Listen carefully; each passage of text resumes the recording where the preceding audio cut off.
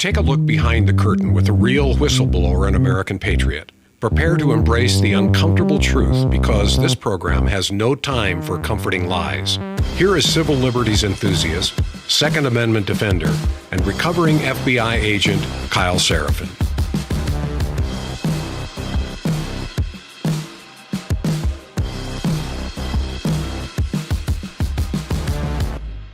Oh, hello, my friends. Welcome to the Kyle Seraphin Show for Thursday. It is May the 22nd. Appreciate you being along for the ride here. We're going to be talking about something called pre-crime. Pre-crime is when you go out there and you figure out that there's going to be a crime before it happens, and then you stop it.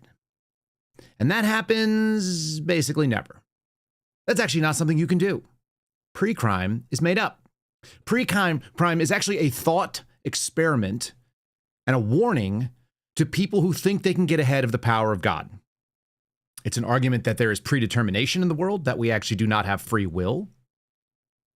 And it was explored, I would say, accurately and interestingly by Philip K. Dick in 1956. And they made a 2002 Tom Cruise movie about it to remind you, 50 years after that, you really cannot tell people what they're going to do until they do it. There's another great lesson in the sci-fi book Ender's Game, which is a story about leadership, and it's a story about the possibility of humanity uniting behind a common threat, the common threat being coming in from the outside world and part of God's creation that we cannot communicate with in any kind of verbal way, so we have to assume they're a threat. That might be kind of interesting as we consider the things that are going on in South Africa right now. And one of the things that Ender, who's the hero of that story, points out is that human beings are utterly predictable. You can tell what they're going to do, and you can learn all the lessons about man and how man will respond to any given situation. And that man will act in his own best interest and self-preservation, and you can set your battle plans accordingly, right up until the point when someone does something selfless and completely illogical and outside of any predictability, and that's because we have free will.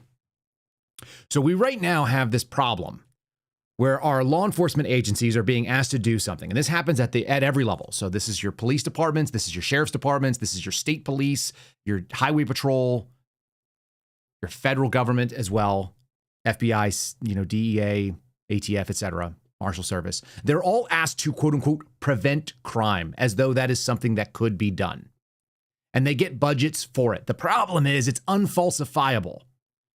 Imagine that you are sitting in the chair of somebody who is looking for a budget, and you are incentivized when there is more crime. So you ask for more money. And then you're sitting there, and you need the politicians to like you because you're from the other side. What we've seen over the last probably 5 or 6 years is the Federal Bureau of Investigation, which amalgamates all the crime statistics, they've taken information in and lied about it. Almost every time, and they did it for Joe Biden for years. So they were getting budget because they were lying on behalf of the administration, and so they were growing, and they were doing, sort of the political wet work, if you will, going after J6ers and pro-lifers and other things that we all thought were weaponized and terrible. They investigated me, they investigated some of my friends. All of that stuff was going on, right? So they did this thing, and now we have a new administration in. So they argue that the crime numbers are really high, and they pinned it on the previous administration, and we need more budget to be able to go after it. That's the only way that we can prevent crime. And yet, in this week, as they are considering budgets, and they're considering what they're going to pass to fund the federal government and how it's going to get its money, we've had a major bombing in California, and we just had a political assassination, it seems like, in Washington, D.C., literally within eyeshot of the Bureau's building where I used to work, and where this new J6 warlord, January 6th, Steve Jensen, can actually look out of the 8th floor window from his office and see where the shooting took place in Washington, D.C. So we're going to talk about those things. If you guys can't tell, I'm fairly well riled up right now. Like I'm pretty hopped up. The cups of coffee are working, and the coffee is coming from my friends over at Blackout Coffee, and that is blackoutcoffee.com/KYLE. Save yourself 20% on your first order right there. We have been telling you about Blackout Coffee for a couple of months. And if you haven't tried it yet, like you obviously can see that I have, let me break it down. It's not another coffee company that's built on woke values and nonsense. They're about hard work and grit and American values, things that we care about. 6 years ago, they founded the company in their garage in the same way that this podcast was started in a trailer. They've grown it into a 64,000 square foot warehouse. And you can see much the same way we've blossomed into this glorious set in this spare bedroom in the home that I'm working in. We'll continue to go on. Maybe one day we will have a larger space to work in too. They employ over 30 hardworking Americans. There's no corporate nonsense. It's a damn good cup of coffee made by people who do give a damn. I just had a buddy in the bureau reach out to me and say, I just ordered a metric F-ton of Blackout Coffee, and I used your promo code. So we appreciate that. We appreciate you guys going out there and checking it out. If you don't like it, obviously don't buy it. But I don't think you're going to find that you're let down. Anybody who smells it, anybody who makes this cup, they enjoy it. It's a good cup of coffee. And if you're going to spend something on a daily luxury, why not a cup of coffee? It actually has some tangible and appreciable performance impact on your day. All right. Again, they're about supporting the American dream, and you guys can support their American dream and your own with hard work and real values, coffee that gets you moving. You can make the switch to Blackout Coffee at blackoutcoffee.com/Kyle. Use the promo code Kyle, Kyle. Save yourself 20% on that first order. Figure out how fast you go through it. Figure out what you like. If you're one of those flavored coffee people, don't tell me about that. I think that's a hate crime. Drink real coffee. That's an American value that you can get behind. Drink Blackout. Again, it's blackoutcoffee.com/Kyle. Don't drink wing coffee. Start your day off the right way, the way we do here, with a huge, heaping steel French press full of Blackout coffee. All right. Are we blacked out? Let's get this going.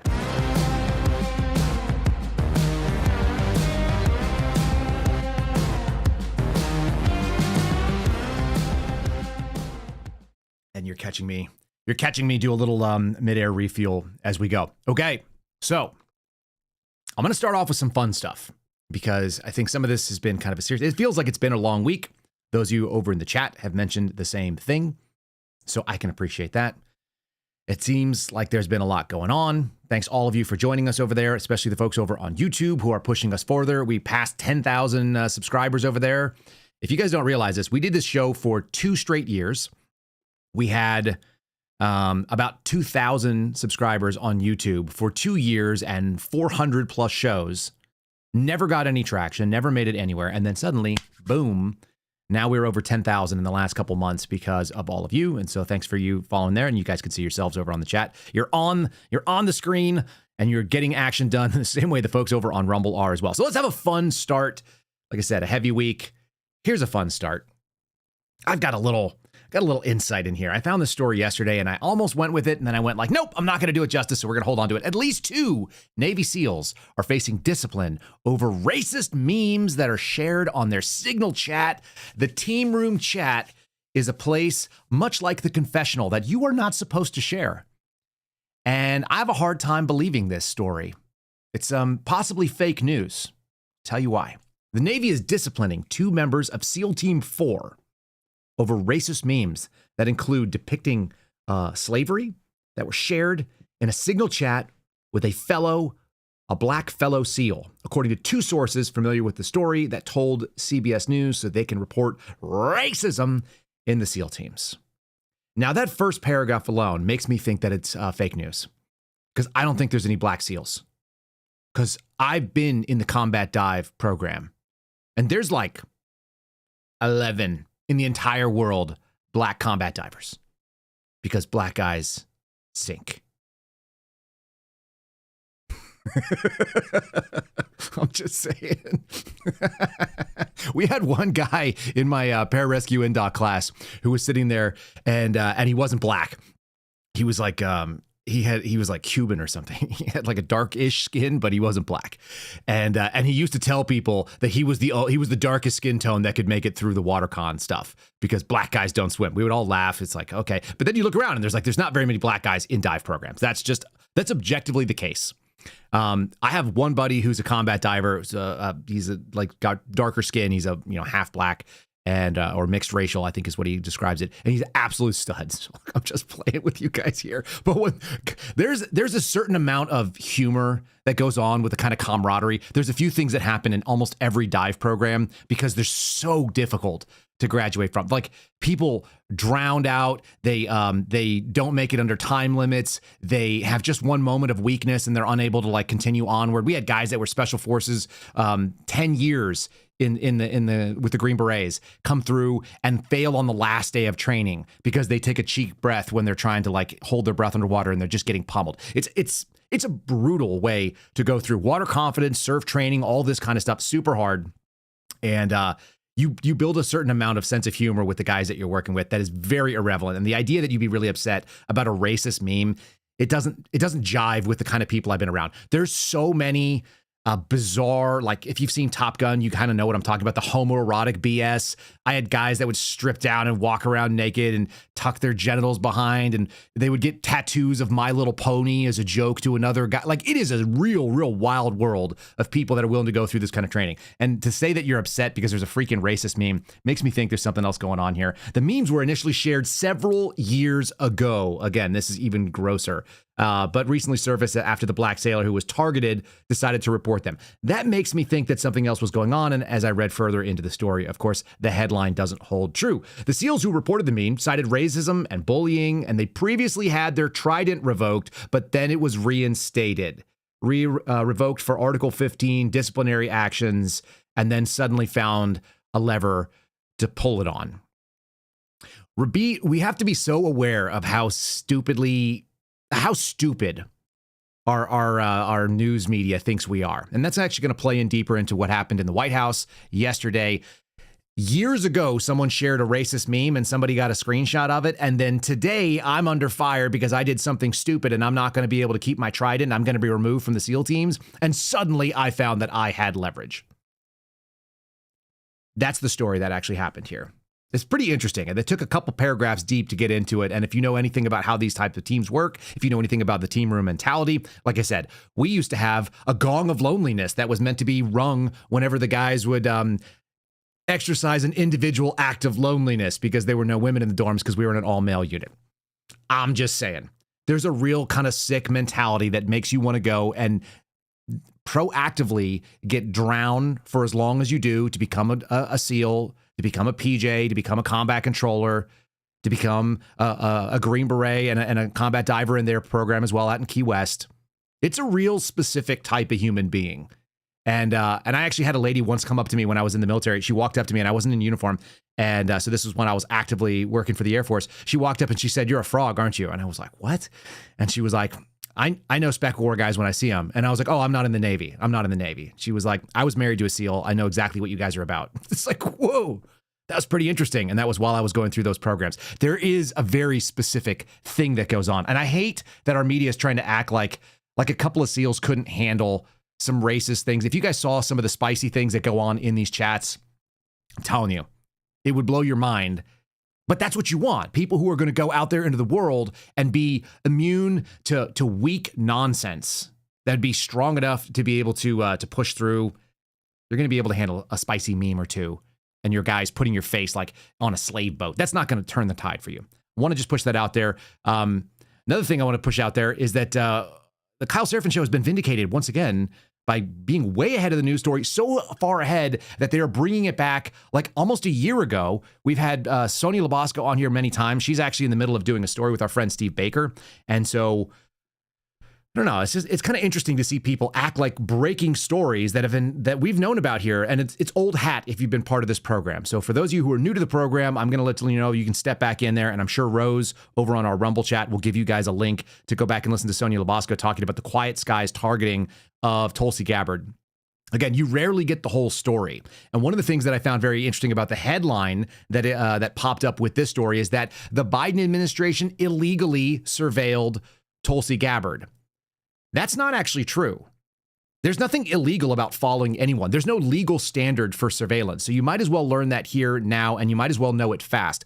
Anybody can follow you, and they can do so without any special privileges. They don't need a warrant. They don't need a case open even. They can just walk and follow you. And the predication required for either the FBI or another federal agency, including the air marshals, to get in and follow you around as you fly around the country or do anything else, it's almost none. Because what you're doing is publicly available to anybody that wants to observe.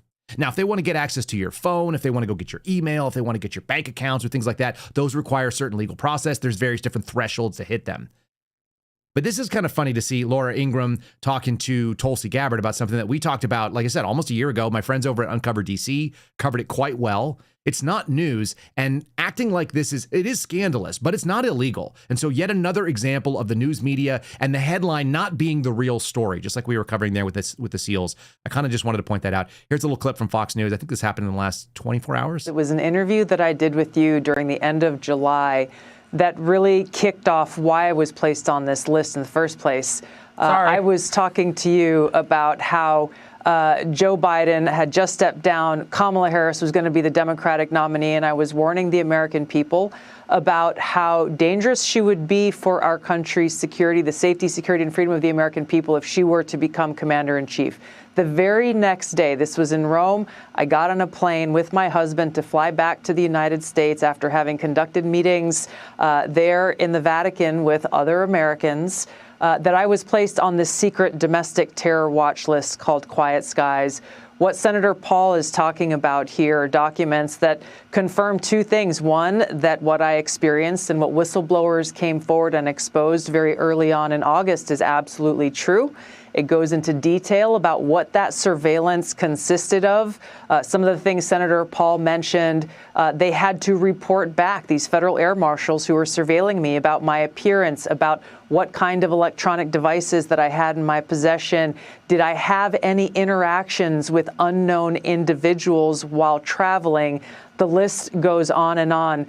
But this. So we have to do the same thing that is always fair. Well, first of all, to be put on a watch list, to be surveilled is, of course, very upsetting. And then for her to describe the things that they would do, that's just what surveillance is. So those are all like modifiers under the category of surveillance. If you watch people, then you find out what they're wearing, what they're carrying, who they talk to, what their sort of devices they might have. All of these things are future, sort of little inputs that you might be able to use and justify when it comes to writing up legal process to go get something. So it's shocking that somebody would be put under surveillance when they are, in fact, like a Democrat and then someone who's in opposition to the current regime. At the same time, it is not shocking that the techniques of surveillance would be surveillance. And I saw one of you mention in the chat, and I'll just call it out right quick. You guys said you might feel a little differently if you had this experience. I had this experience. I was followed by the federal air marshals.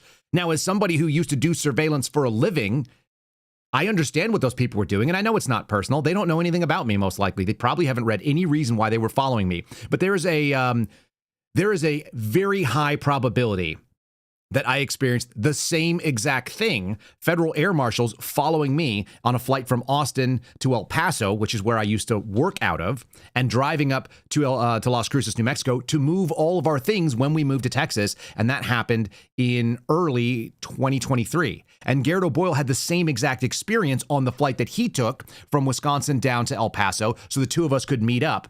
I ditched my surveillance because I know how to do that professionally. Like, I did surveillance for a living. There are things that can make it really difficult to follow, especially if you don't have a big enough team. And if you're a 2 or 3 man air marshal team that's trying to follow a guy that knows what's going on, already spotted who they were, it'd be difficult for you to keep up with us, which is what I did. And I watched them panic and do things. So I do very much feel what Tulsi Gabbard felt. But unlike the way that Tulsi Gabbard was going about it, and maybe she felt the same way, like you play up victimhood in a certain way because it gives you credibility. On top of that, like, I also think that she has a realistic understanding of what that looks like because she was in the Army and she's sort of a combatant on the field when it comes to media and information war. So all of that is out there. It's worth knowing that these things can happen when you have too much money being put into federal government. The answer is almost always the same. I gave an interview yesterday, and I'm going to say the same thing I said in it.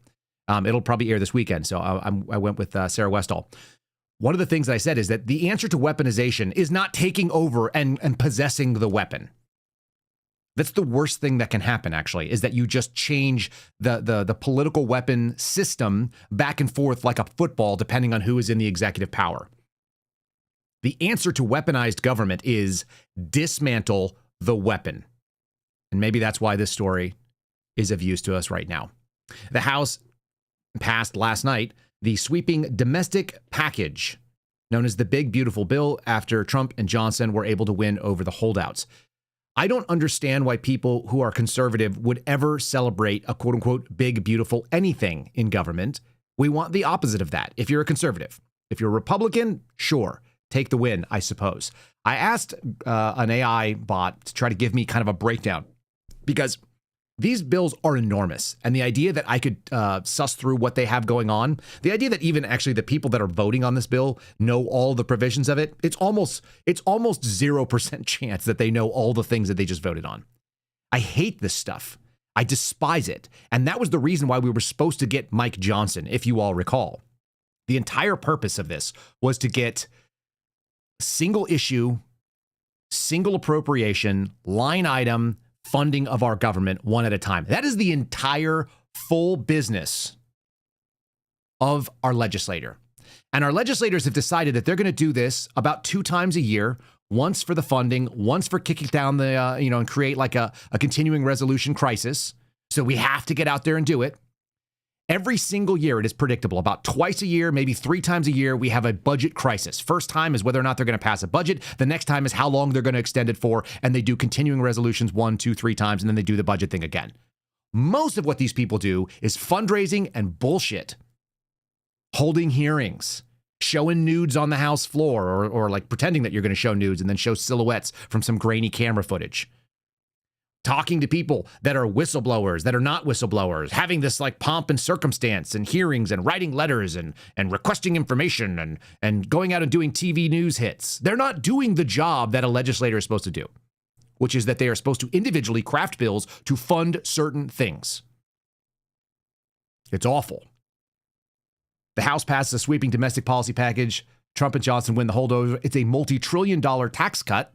That's the NBC News takeaway, and a spending bill that now heads to the Senate, where Republicans have vowed to make some changes to it. We saw people like Victoria Sparks, who I've spoken to for a couple hours, I guess, and I like what Rep. Sparks has to say in general. And she said, we passed it, but it still needs work. What are we talking about here? We passed it, but it needs work. Here's the write-up from NBC. The House of Representatives Thursday narrowly passed a massive domestic package. By the way, they wanted more spending. They wanted more entitlement nonsense. They wanted more fluff and pork on the left side. So that's why it was so narrow. A multi-trillion-dollar tax cut and spending measures now head to the Senate. Republicans said they're going to fix it. Following hours overnight debate, it passed on a 215 to 214 with 2 Republicans, Rep. Massey and Warren Davison of Ohio, joining the Democrats, who all presented in unison in opposition.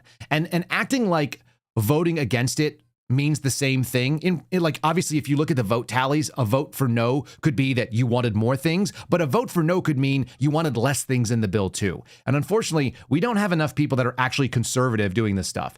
Andy Harris from Maryland leads the far right. Imagine that, Maryland, far right. House Freedom Caucus did not vote at all. Voted present, as did 2 others. Republicans, one David Schweikert from Arizona, and a representative from New York did the same thing. Dubbed the Big Beautiful Bill, which should be the end of it if you are a conservative type person. The legislation extends the president's expiring tax cut, which started in 2017. So status quo on that. Presses on into the next year. Contains a massive infusion of money for the military, which has been full of DEI and problems, and we have an entire command structure that needs to be revamped. But okay, sure, fund it as they do and carry out his mass deportation plan. So I fed it into the AI and asked what the major issues were. One of the biggest holding things in the compromises was a thing called SALT, which is the state and local tax deduction cap. Previously, if you spent $10,000 in state and local, that's going to be like your property taxes and other sort of individual income taxes in the states you live in, you were capped out as a deduction against $10,000 as a joint filer. And they moved it up to $40,000. Let me just say something that's really maybe not the most popular idea. If you happen to live in a stupid state that is going to tax you for all your incomes, and by the way, Texas is no better. I live in Texas right now. They tax you massively on your property instead of on your income. All of these things are horrible. I don't like any taxes. I don't ever like writing a check to the government because I don't get nearly enough from my government.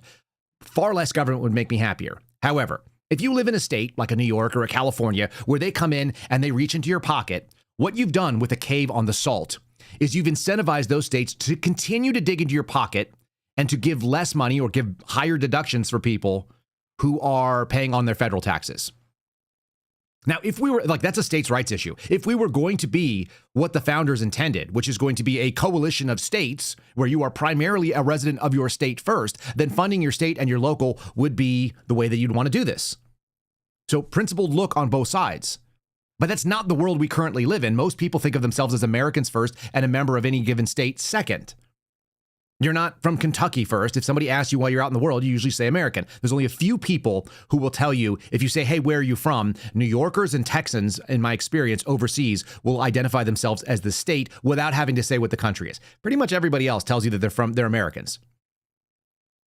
So we have to figure this thing out. They also had an implementation of adding a work requirement.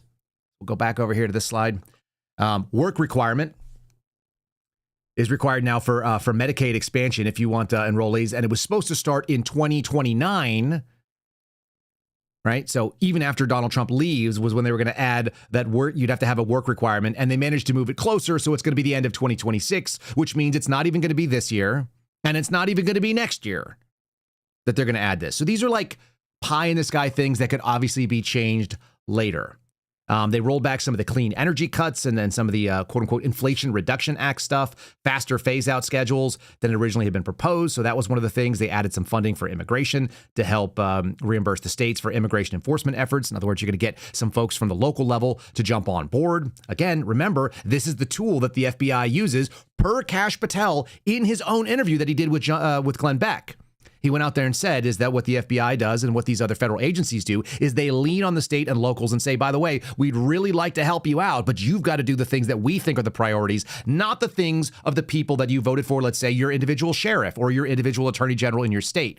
So again, it subverts the power of the individual states and it puts it more to the federal government. That's what we want to do. If that's how we're going to fix things is from the top down, great. But I don't see any evidence of that happening, particularly when you see huge bills like this going on. It also pulled words about abortion.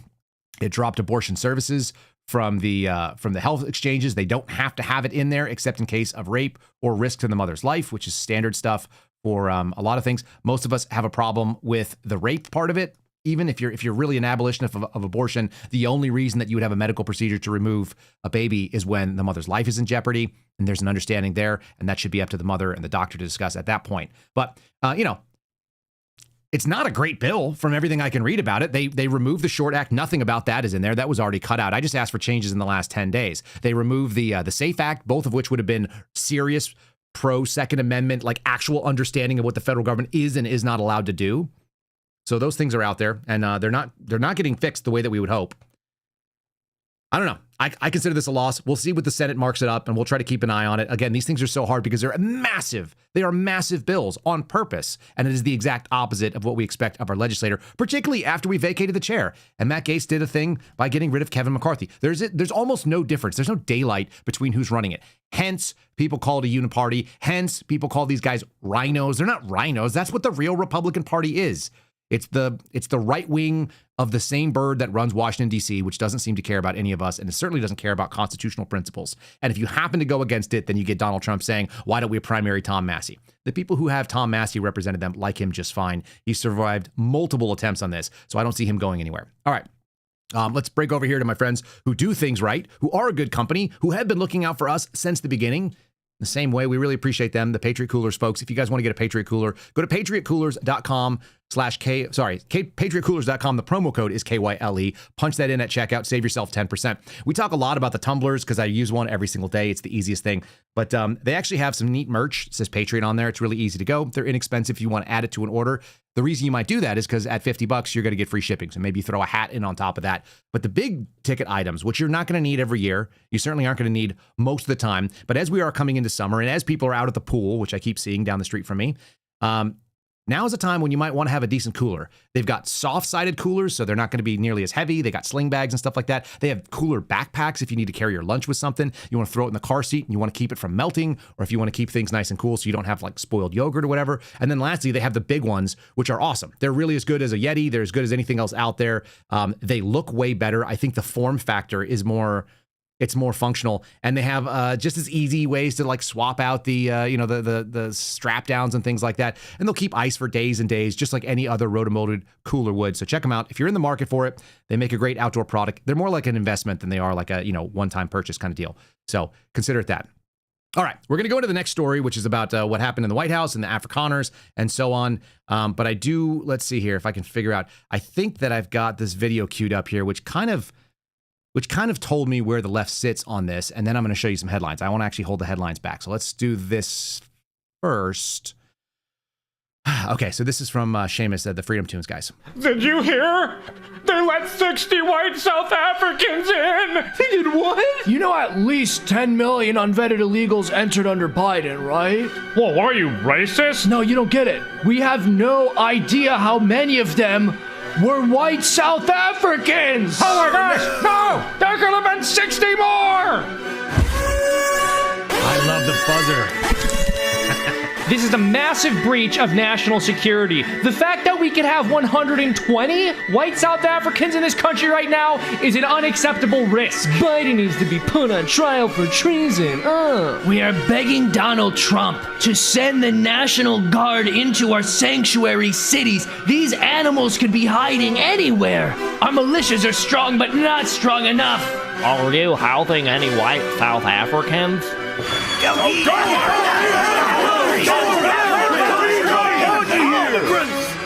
They're from a racist country. It is unrealistic to expect them to assimilate. In other countries, they formed race gangs.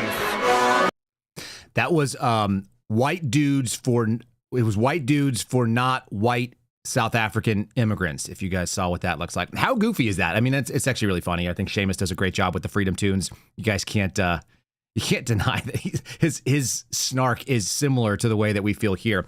So I've got two different headlines about this story. And this happened at the White House the other day. All right. The first one, which I'm going to read, it's the bottom headline, comes from ABC News. We've already made fun of CBS because of their nonsensical Black Navy SEAL bit. This is ABC saying, Trump confronts South African president in Oval Office, pushes, and here we go, this is called an editorial, false claims of white genocide. How many false claims have been pushed by our media in the last couple years? You can even do it in the last couple months because all of us just lived through a presidential cycle and an election cycle where they had a guy who was a malfunctioning human Roomba. And now everybody is going out there to talk about how they all knew, but they didn't know. And how could they really know? Because they were all told one thing, Elizabeth Warren lying and so on. So then you get the somewhat softer version of this headline, which is that some Afrikaners say that Trump is being lied to about a white genocide in South Africa. It's actually not happening. So we can all feel better about that because it's actually not happening. So saith some sources. Okay, well, let's go to the tape. Let's go to the White House and see what the conversation looked like. By the way, this is the best Donald Trump.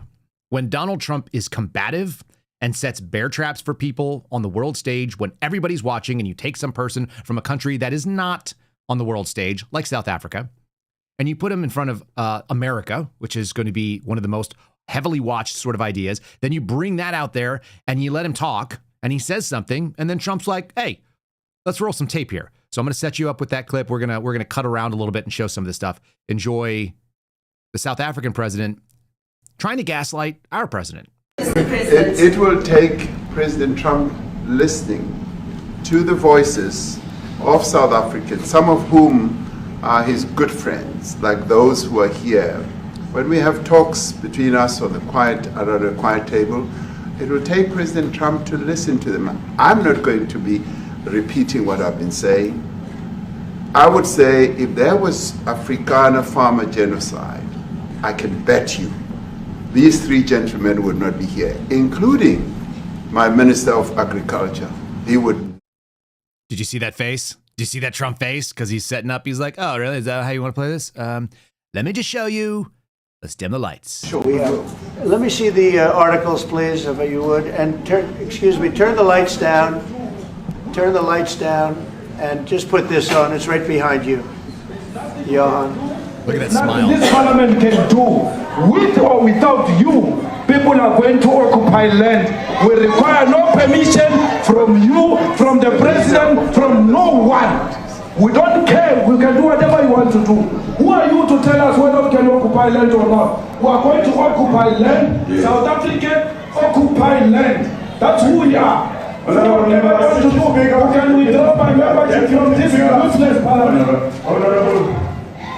Yes, honorable member. Must never be scared to kill a revolution. Okay, never be scared to kill a revolution, to shoot the farmer, all that kind of thing. You guys have seen those clips because we played them for you last week, right? I looked over real quick because I was looking up his name. His name is Cyril Ramaphosa. I think I'm getting that correct. And the best is today's headline over at NPR. I've got an NPR clip in a little bit about something else. NPR says South Africa's president praised for staying calm during Trump's Oval Office ambush. Another headline that read out there when I clicked on it said, South Africans outraged at the ambush. Oh, are they? They're outraged at the ambush? What about the thing that's going on? Many South Africans, including those in the government delegation, feared a repeat of the heated exchange between Trump and Ukraine's President Zelensky. So as a little refresher, I've got a little enjoyable clip for you here. Let's do Trump v. other presidents. Like I said, the best version of Donald Trump is confronting people and holding ground and not being some sort of like wishy-washy guy in real time. You have to be thankful. You don't have the cards. You're buried there. Your people are dying. You're running low on soldiers. Listen, you're running low on soldiers. It would be a damn good thing. And then you tell us, I don't want a ceasefire. I don't want a ceasefire. I want to go and I wanted this. Look, if you could get a ceasefire right now, I tell you, you take it so the bullets stop flying and your men stop getting killed. Of course, having met with the owners of Canada over the course of the campaign last several months, it's not for sale, won't be for sale ever. But never say never. Never say never. But why wouldn't you arrest that man? That man said, kill the white farmers, kill the white farmers. And then he danced, and he's dancing, and it's kill the white farmers. I'm not sure, but I think if somebody got up in Parliament and started saying kill a certain group of people, he would be arrested very quickly. Okay, so we actually have a different angle of the same footage. You didn't see them dim the lights in the first clip, so I've got a little clip here showing you what was actually on the screen and what this president was seeing. Again, exact same clip we guys played you maybe a week ago. Want you to check it out. And I've got some more coverage of this because, of course, the real coverage is how do you spin it when Donald Trump does the job of the media, because the media is not going to do the job of the media and try to investigate what the hell's going on. The poor, the farmer, pa, pa, pa. To kill your master, kill the poor, the farmer, kill the poor, the farmer. The mayor of DA in PE is a white man. All right, and it goes on. And so anyway, so that's kind of a little example of what it would look like. You'd expect there to be a little bit of transparency and honesty, at least in the reporting of it, because are you disputing that those clips are the real guy? Trump goes on and later says, that was a stadium full of like 100,000 people. Like, there's a lot of people there. This is not like a small movement. Even if the country of South Africa, which is roughly like twice the size of France in landmass, it has a lot of people in it, but 100 grand, like if you had 100,000 people in this country that gathered for like a Klan rally, we'd have a real problem in this nation that we would be interested in and we would try to, investigate. More about pre-crime in a minute. The South African president made a reference to if you had your friends here from South Africa, they would tell you that this is not happening. And so Donald Trump, also has friends from South Africa to say, well, maybe it is in fact happening. Here's more from that meeting. I grew up in an area in South Africa that is a farmland area, Polokwane. Yeah. And there is some issues up there. Obviously, my dad was a property developer as well as a part-time farmer. And some of these buddy farmers got killed.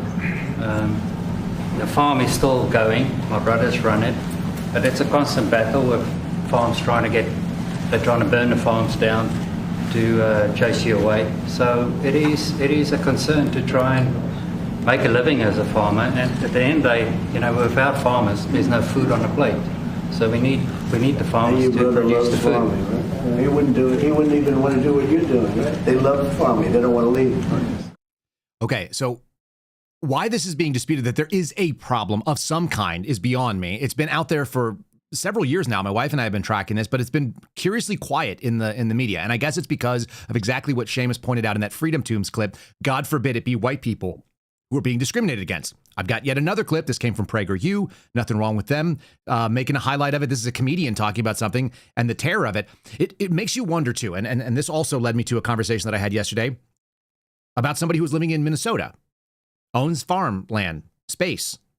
Minnesota is not America in the same way that it is America down here in Texas. It's not, even though we are only separated by, a few thousand miles and we're in the same border, nationally speaking, I would never own 10 acres in Minnesota. And sorry for those of you who live in places like New York and California and maybe Oregon and Washington and so on. If you live in places where the laws have now bypassed you and you are kind of an endangered species, what do you do? Because the plight of the South African is crazy to me. People who have been in those countries for hundreds of years, who have property that they've developed up, they have businesses. Suddenly, their government is now authorizing taking of their things, and there is no recompense, and they can be killed basically with impunity. That's the claim. And it sounds like there's pretty good evidence that at least some of that is happening. Now, if you're being killed for your property, you have to make a really, really difficult decision. And I don't know what you do in that scenario. You have a life, you walk out your front door, and it's relatively safe on some days. And you're just waiting for someone to come into your home and kill you and take your stuff. So can you sell off your property and leave? Maybe. Or they could just take it from you. Can you even get a fair price for it? And where would you go? Do you try to buy one of those Trump? If you have enough property, theoretically, you can buy something. I saw a stand down between that opposition leader and a doctor who said, I work 160 hours a week. I'm a white guy. We're the same age. What the hell are you talking about? I bought my property because I work every single day for 18 hours as a physician, and I help people of all different colors. What in the world are you saying? And the guy said, well, you're the exception to your race, as if all white people are the same. I mean, it's racism. That's what that is. I thought Americans, and I thought even the left on the the left in America hated racism. It just turns out they don't, which is why the Seamus clip, again, rings true. Here's the comedian talking about it, and you can tell this woman is not she's not spinning a tale. This is, if it's acting, it's far better acting than we saw on Fox News the other day with the Dash Pongino, duo. White South African farmers are being hunted from their land by black gangs. Fact. And I had a young son at the time, and he would sometimes have nightmares about when the monsters would come, at nighttime. But in South Africa, that is when the gangs come, and they work together and they attack white farmers. And some of the things that happen to white farmers, we don't need to talk about here, but the barbarity, it isn't just about burglary, which it gets filed away as. This is torture. And the numbers of white farmers being killed is incredible. And because South Africans have expropriation without compensation, which basically means we're taking your land. So I went and slept on the farms to feel the fear. White people are denied treatment in hospitals in South Africa. It's an extreme situation that no one will talk about. All right. And people have been talking about this if you've been paying attention, but only in alternative media sources, only in the smaller spaces. I feel like that's what Lawrence Southern was doing for a long time, going out and speaking to these people. You saw a little bit of that drone footage of showing all the crosses of all the people whose lives have been lost in this sort of whatever. If it's not a genocide, it's clearly an organized campaign because there's enough people there to fill up an entire, couple acres with just crosses, not even real graves. So Trump goes out there and points this out. The best part I found was that the South African president says, where was that taken? Like, where is that? Do you know? And Trump's like, it's somewhere in South Africa, dude. I'm not South African. You are. And he was like, oh, I'll have to find out where that is.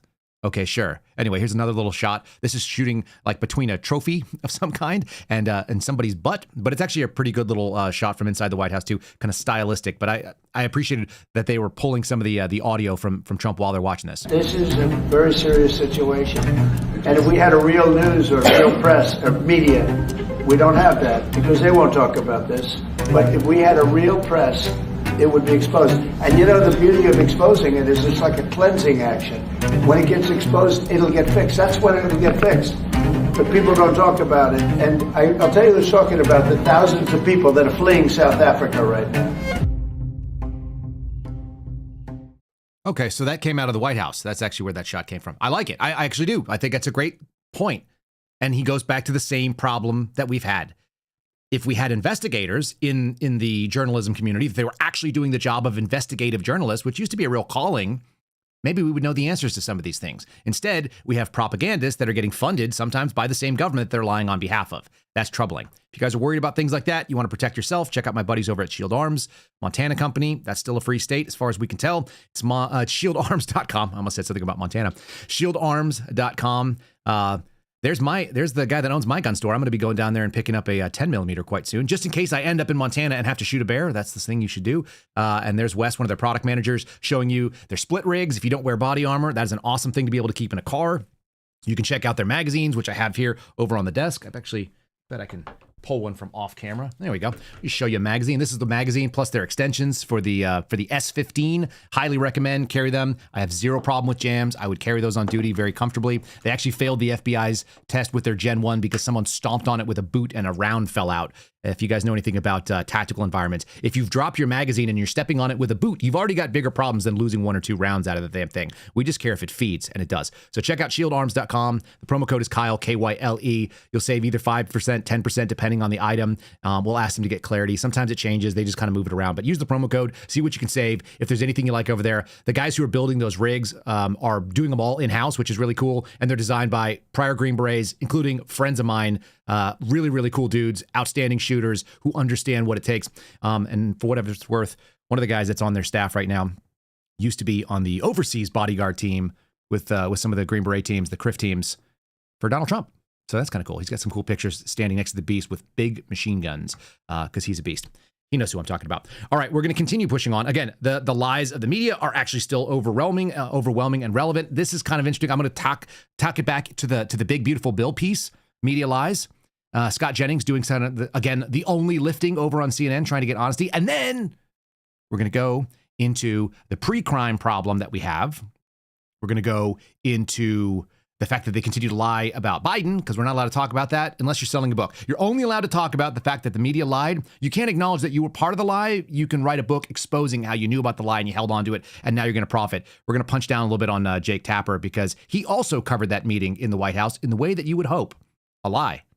And disingenuous and dishonest. Outrage, maybe. I mean, I would like them to start tomorrow. I mean, most Republicans I know don't understand. A lot of working class people that I know don't understand, like, why do I have to get up and go to work every day, pay my taxes, and play by all these rules? And there's a whole bunch of people in this country who do none of that, and somehow they got better health care than me. They got better benefits than me from the government.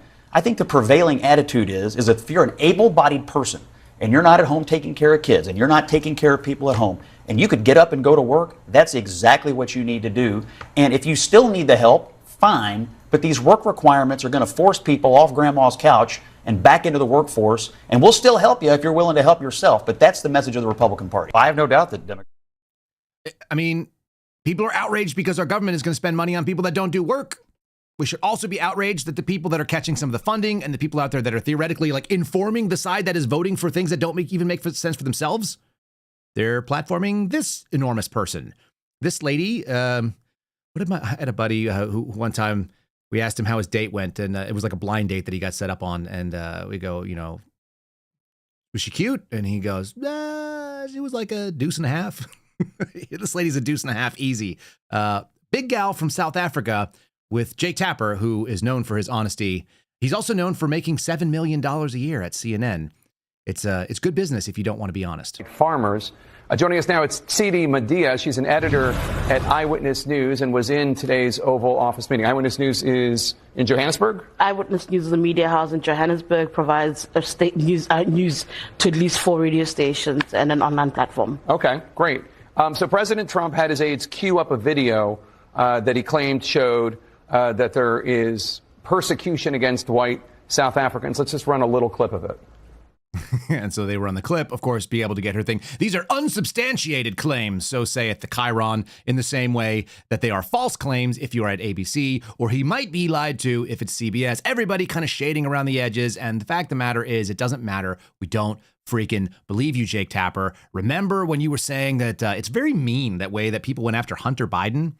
Do these people think that there's no such thing as like the time capsule of the internet, that we can go back just like a few months, 24 months even, and find out that they were always full of it? There's no evidence to support the allegation my father was financially involved in my business, because it did not happen. There's no fairness or decency in what these Republicans are doing. And I do have to say, whatever you think of Hunter Biden, and there's certainly a lot of people in this town, Democrats and Republicans, that do not think a lot of him, there is a certain kind of like cruelty to the campaign against him. Where is Hunter? Where is Hunter? Where is Hunter? Hunter was driving the decision making for the family in a way that people, he was almost like a chief of staff.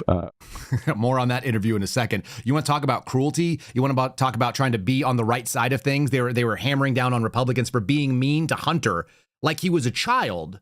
Now, if you were being mean to like one of my kids, and if you were being mean to a teenager, if you were being mean to Barron Trump, yeah, you suck. That's a kid. You're being mean to a 50-year-old man who's a multi-millionaire, who's been running around with no functional job and was a cokehead. Like, really? He's an admitted drug addict who lost guns randomly, who was like sleeping with prostitutes, who spent 6 figures on prostitutes each year, according to his own disclaimers. And it's really mean how you talk to him. And then you get it, because that's what that party is about, unfortunately. It's the only reason why we have room and latitude, I think, to continue to push on Republicans, because the Democrats are doing this. Here's an argument against Kristi Noem trying to say that you deported children who were U.S. citizens. And she's like, no, I just took kids and let them stay with their moms. Like, why would we keep a 2-year-old or a 4-year-old in the United States when her or his parent is not from the United States and can't be here? If you like, it's like leave the kid on the playground. We're going to arrest a dad, and we're going to leave the 4-year-old at the playground to fend for himself because the kid loves the playground. I like, the logic of this is so beyond. Remember, Republicans are the mean and heartless ones, though. So first and foremost, do you acknowledge that your department has made some mistakes, any mistakes, in going after either American citizens or legal immigrants here in the time that you've been in office? We have not deported any U.S. citizens. Detained? Or people get interviewed. If they get interviewed and they go through that process, and if we find that they're U.S. citizens or legal immigrants, they stay in the United States. Have you deported we have to go through the vetting process. Have any American citizens, including children, been deported during your time in office? We have children that mothers have chosen to keep with them. So those by my count, you have 10 American citizens, including children with cancer, who have been deported out of the country. I understand you're saying it's their choice. But it's hard to imagine a small child having a choice. But have you gone after legal immigrants? Again, your standard in your opening statement was the most dangerous illegal immigrants. Does that include PhD students and master's students at college?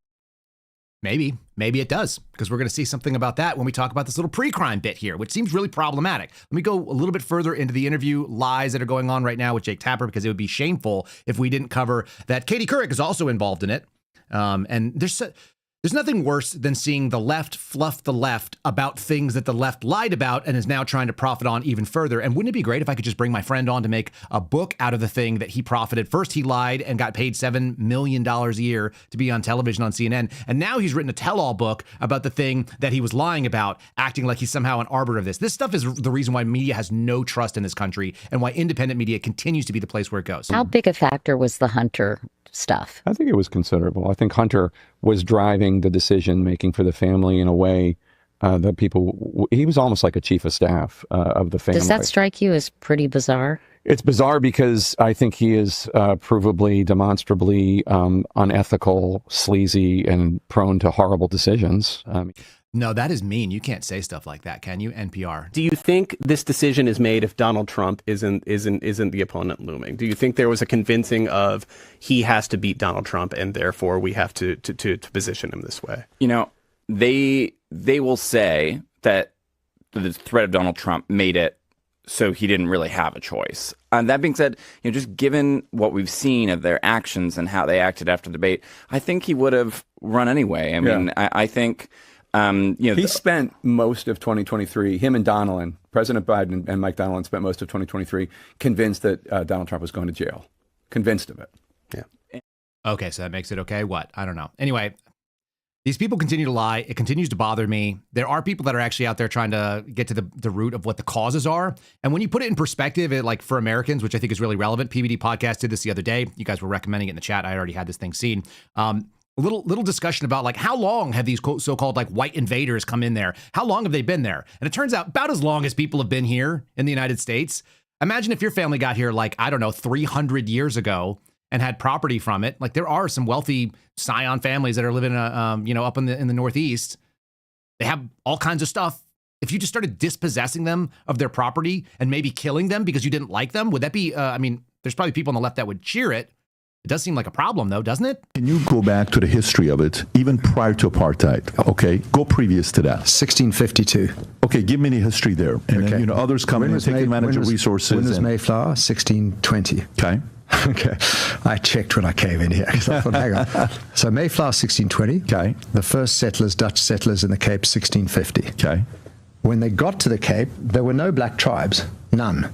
In the Western Cape, all the way up to this place called the Fish River, 600 kilometers away. The black tribes had migrated down over 1,000 years from the Eastern Africa into South Africa. So they're settlers too. If they call us settlers, they're settlers. And they met. And there was peace, working together, and fighting, the usual story. Fast forward, the British then arrive in 1820, and then the late 1800s, gold is discovered. And everyone piles in. And then the British have their they have the Zulu Wars. Mm-hmm. Then we've been fighting all our career. Then they have the first Boer War, English Afrikaner, and then the second Boer War, English Afrikaner.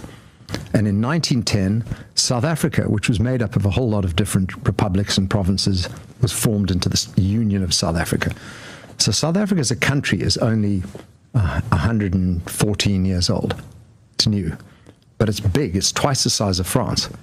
It's a very big country. And the Western Cape has nothing in common with KwaZulu-Natal, has nothing in common with the North, the Mpumalanga. He's talking about the root of the problem, which is that you have a massively different group of human beings that are all assembled into the same centralized government. Oh, kind of like the way that the United States is like the problem is centralized government. And you've got 26 different African tribes of different black origins. You've got people that are settlers that come from Germanic descent and Dutch descent. You've got English descendants, settlers that came in there over the last 400 years.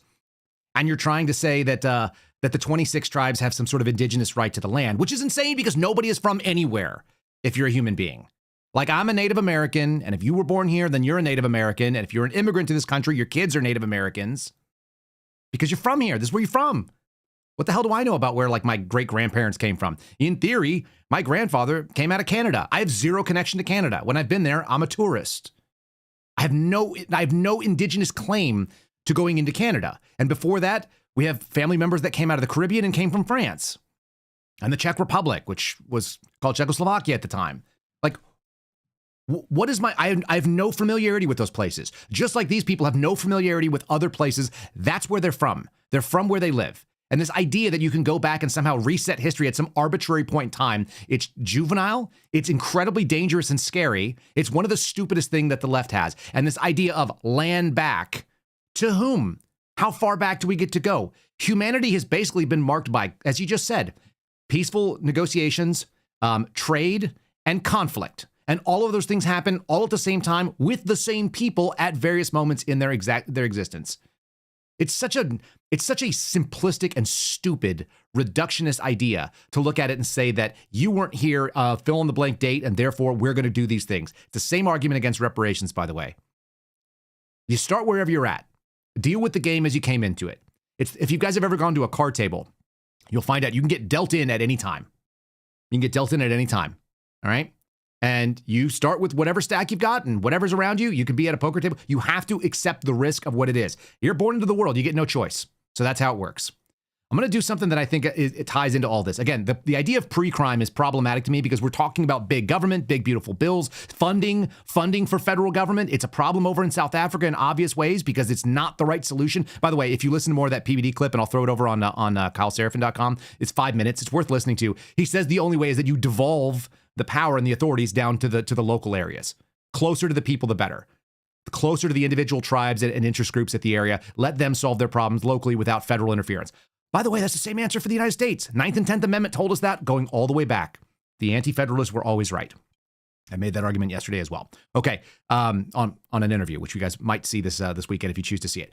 2 Israeli embassy staff shot and killed outside of the Jewish Museum in D.C. Couple things about this. Number one, I didn't even know that there was a Jewish museum catty corner across the street from a building that I worked in for several years, but you can look into that building from the executive offices of the FBI. Now, Dan Bongino, as the deputy director, went out and called it a terrorist attack right away, which maybe it is, or maybe it's just unhinged people. I think we massively abuse the word terrorist right now. This guy looks like a terrorist. That's what terrorism looks like, for whatever it's worth. It's a guy who gets himself a bomb-making kit in his garage, drives it into a building, and then blows it up. That's what we're pretty familiar with being terrorism. But apparently, this story of killing 2 Jewish Israelis outside of the embassy, or I'm sorry, that are embassy staffers but are outside of the Jewish museum last night, that's terrorism. And it happened late, and I'm sure they had a real rough night with it.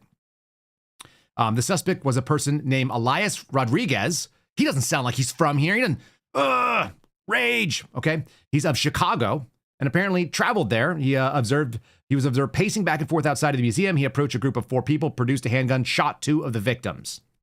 So that sounds kind of random. I'm guessing he didn't know exactly who they were. So it's not a perfect political assassination. He probably assumed that they were Jewish because they're outside of the Jewish museum. What a terrible move. I'm going to show you this guy, okay? And then I'm going to show you the problem with pre-crime, because in theory, the FBI has asked for all this budget because they are going to prevent violent crime. They're going to prevent terrorism. You can't prevent a guy like that. How do you do that in America? You can't, because we have free will and anything can happen. Here's the subject being taken into custody. He's apparently being interrogated by the JTTF and the FBI involved in this. Here's what it looks like. I want you to hear him repeat something because he's now been caught. He's probably going to go to jail forever. He'll probably never get out of prison. So what does he do? He leans back in on a programmed phrase. Free, free Palestine! Free, free Palestine! Free, free Palestine! Free, free Palestine! It's almost like he doesn't have real thoughts and he's been programmed in a psychological manner so that when something happens, the first thing he does is he just goes back to this stupid chant that we've heard them doing for the last summer and for most of the last year, where they gather together. He's coming out of Chicago, where obviously they love having them take over places in the streets. And why wouldn't you? Now, a couple things were pointed out. One, my buddy George Hill mentioned this is no way true. There's no possible way this guy went out and shot somebody who was Jewish on the streets of Washington, D.C., because you can't have a gun and randomly do that without a permit, and you have to have a special permit in D.C., and he didn't have that, so you couldn't have done it. Almost like prevention doesn't work when you make laws like that. The only way these laws are supposed to function, prevention is done through very harsh enforcement of existing laws, and then people see it and they go, ooh, I don't want to have happen to me what happened to that guy. I'm going to kind of jump into this little space here. This is a video of the Jubilee podcast that I happened to catch yesterday, which I've now blocked because they come into my feed rambling and I discuss, like, it's nasty. This is a gay man named Xander something or other. He's an LGBTQIA advocate, and he is doing a whatever roundtable. They're going to call it a debate. Doesn't seem like a debate to me. It just sounds like a bunch of clown show. He's going to talk to 25 conservatives who are going to make arguments, and he reacts the exact same way as this guy getting cuffs on him. He goes to programmatic sort of responses. It's like call and response. This is Manchurian Candidate type stuff. This is your MK Ultra program. This is the sophisticated brainwashing stuff that we talk about and that the media is programming into people's heads. Watch him correct this man who is just saying, I want to make a logical argument. Hold your thoughts for a second. I'm going to talk about transgender people. He says transgenderism. The guy freaks out. He says transgender. He says men who pretend to be women. Now, if you can't even accept the premise of the guy going to make his argument and then debunk it, all he does is he responds like he's conditioned. Like I said, programmed that if you say men dressed as women, you'll say trans women are women. Watch this. It's the same energy as this Palestine shooter guy.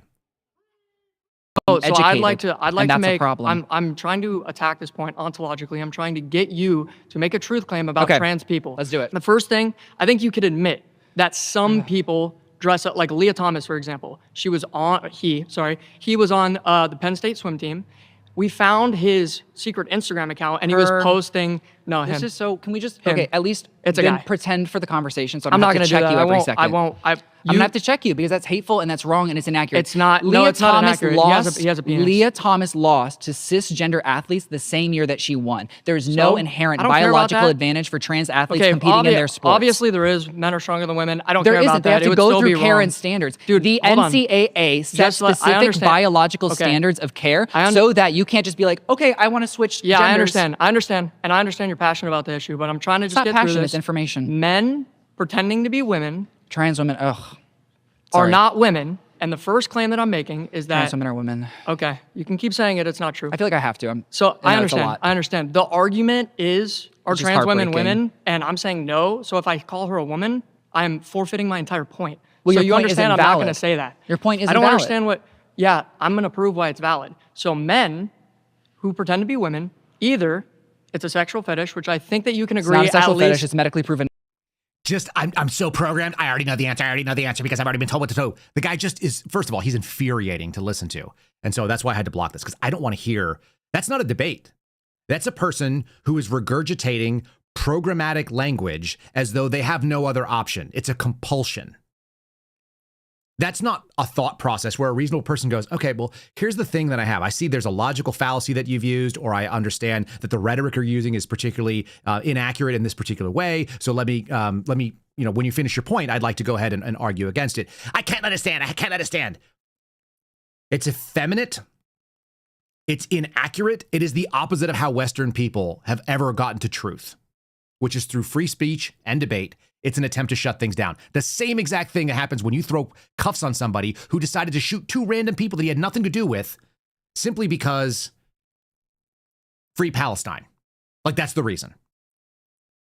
The argument that you could stop this before it happens, it has to happen at a much younger era. And it's not going to happen in the way that we hear our federal law enforcement acting. Our federal law enforcement is the hammer.